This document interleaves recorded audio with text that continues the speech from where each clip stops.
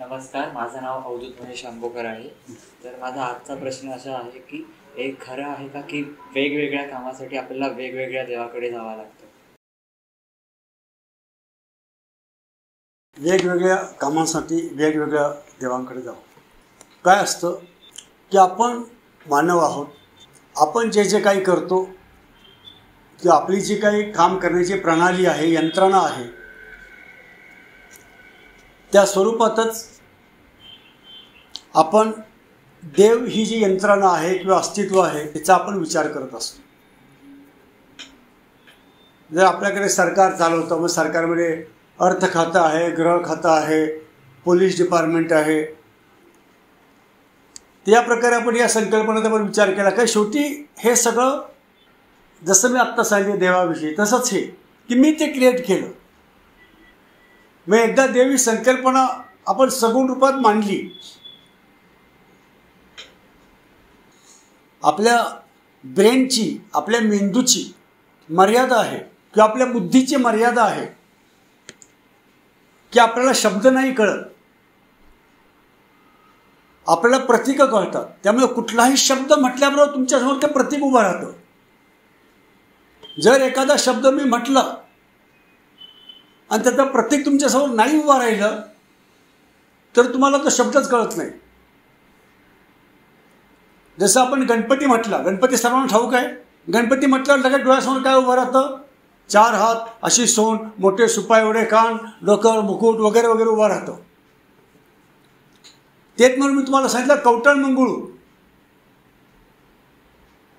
बघा, कवटळ मंगळू समजलं का सर्वांना? कवटळ मंगळू नाही समजत का?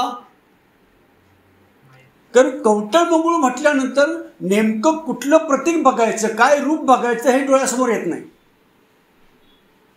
गणपती म्हटलं लगेच कळते, गणपती म्हटल्यावर असं बघायचं. ऋतिक रोशन म्हटल्यावर ताबडतोब कळतं की हे बघायचं. माधुरी दीक्षित म्हटल्यावर लगेच कळतं की माधुरी दीक्षित. लता मंगेशकर, सचिन तेंडुलकर, या प्रत्येक शब्दांबरोबर एक एक प्रतीकं जोडली गेलेली आहेत. मग मोबाईल म्हटल्यावर मोबाईलचं रूप येतं, लॅपटॉप तुम्हाला कळतं, घर कळतं, भिंत कळते. कारण भिंत एखाद्या परदेशी माणसाला ज्याला मराठी येत नाही त्याला जर सांगितलं भिंत, तो असा बघायला लागेल, मग त्याला कळणार नाही. कारण भिंत म्हटल्यावर त्याच्या डोळ्यासमोर काही प्रतीक उभं राहत नाही. किंवा कदाचित भिंत म्हटल्यावर त्याच्या भाषेतलं प्रतीक त्याच्या डोळ्यासमोर उभं राहील. तुम्हाला अभिप्रेत असलेली भिंत त्याला कळणार नाही. त्यामुळे तुम्ही प्रत्येकाच्या माध्यमातून शिकता. मग नुसतं प्रतीक येत नाही, प्रत्येकामध्ये पुढचे उपचार येतात. आपण प्रतीकं निर्माण करून थांबत नाही, मग पुढच्या गोष्टी होतात. एकदा देव म्हणून ठरवलं की गणपती म्हणून बघायचं. त्यामध्ये आपण मानव आहोत, मग आपण मानवासारखे देव निर्माण केले. मग त्याला 4 हात असायला पाहिजे किंवा 2 हात असायला पाहिजे, पाय असायला हवेत, कान असायला हवेत. आपण जसं दिसतो तसंच देव हा प्रतिरूपात आपण मानतो. आपण स्नान करतो, मग तोही स्नान करत असला पाहिजे. आपण कपडे घालतो, मग तोही कपडे घालत असले पाहिजे. मग त्याचे कपडे आपल्यापेक्षा ग्रेट असणार. मग आपण काम करतो, मग तोही काहीतरी काम करत असला पाहिजे.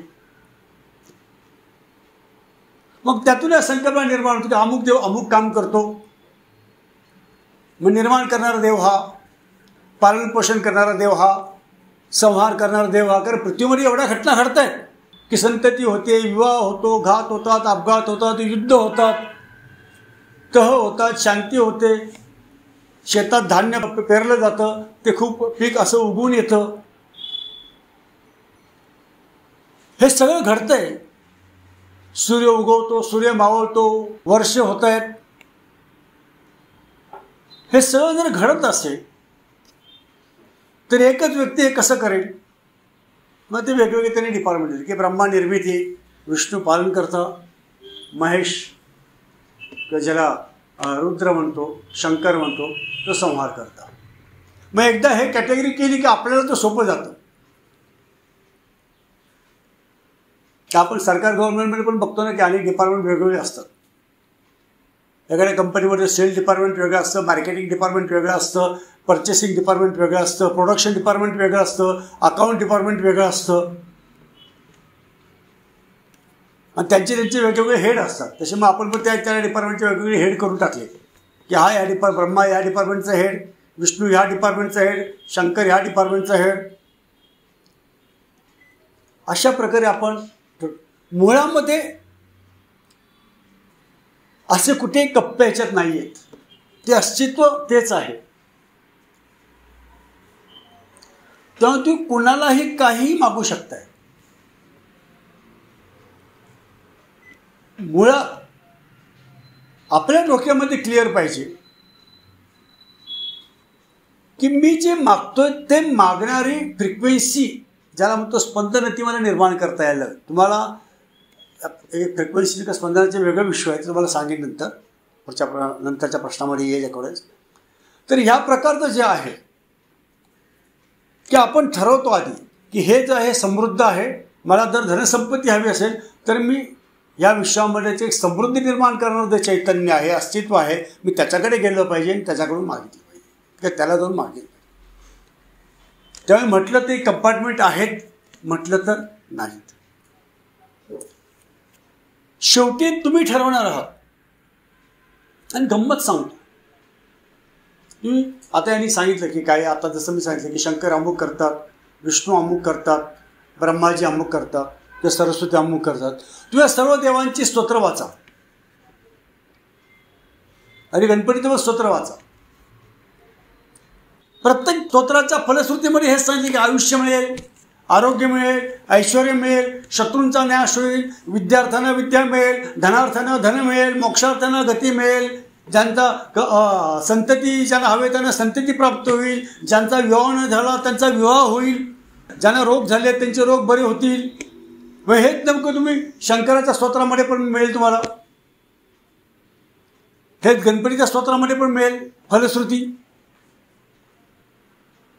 धनार्थी लभते धनम, मोक्षार्थी लभते गतिम, काय विद्यार्थी लभते विद्यां, पुत्रार्थी लभते पुत्रम.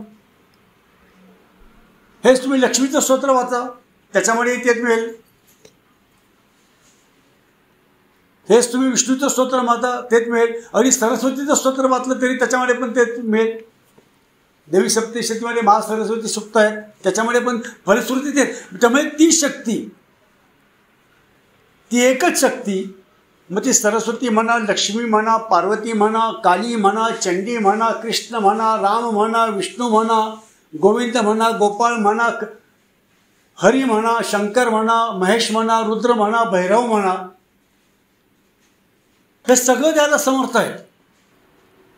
शेवटी लक्षात घ्या, हे सगळं चैतन्य एकच आहे आणि या चैतन्याची एक थोडीशी वेगवेगळी रूपं आहेत. आपण आपल्या सोयीने किंवा आपल्या मर्यादित बुद्धीने आपण हे त्यांना वेगवेगळी कामं सोपवलीत त्यांच्यावर. म्हणजे आपण ठरवलं की विष्णूने हे काम करायचं, महेशाने हे काम करायचं, ब्रह्माने हे काम करायचं. तसं ते नाही. ती एकच गोष्ट, एकच तुमचं कुठलंही काम करू शकते. त्यामुळे अशा तऱ्हेचे कंपार्टमेंट्स, त्याची अशी रूपं तुम्ही केली, ती करायची आवश्यकता आहे पण आणि नाही पण. कारण शेवटी तुमच्यावर ठरतं ते. तुम्हाला जर त्या रूपांची गरज असेल तर मग तुमच्यासारखी ती रूपं आहेत. तुम्हाला जर त्या रूपांची आवश्यकता नसेल तर निर्गुण रूपामध्ये पण तो आहे. तो he is fulfilling your needs. तुम्हाला जर देव लक्ष्मीच्याच रूपात बघायचा असेल तर तुम्हाला लक्ष्मी रूपामध्ये तो दिसेल. पण कोणाला जर देव नटराज किंवा शंकराच्या रूपात बघायचा असेल तर त्या दृष्टीने दिसेल. तर जो शंकर आहे तो सुद्धा तुम्हाला धनधान्य, समृद्धी, ऐश्वर, सर्व प्रकारच्या संपत्ती देऊ शकतो, जे देतो. नाव तुम्ही काही द्या, हो, विश्व ते एकच आहे. त्याला कुठलंही नाव नाही, हे लक्षात घ्या. ते नाव आपण आपल्या शब्दांतून दिलेलं आहे, आपल्याला सोयीचं पडण्यासाठी, आपल्याला कळण्यासाठी. कारण आपल्याला प्रत्येक प्रतीकाला, प्रत्येक रूपाला काहीतरी नाव देणं गरजेचं भासतं.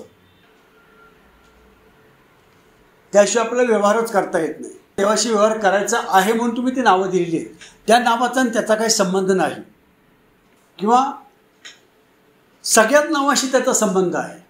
दोन्ही आहेत, परस्पर विरोधी उदाहरण होऊ शकते. कुठल्याच नावाशी त्याचा संबंध नाही किंवा सगळ्याच नावाशी त्याचा संबंध आहे. तुम्ही ज्या नावाने बोलवाल त्या नावाने तो यायला तयार आहे.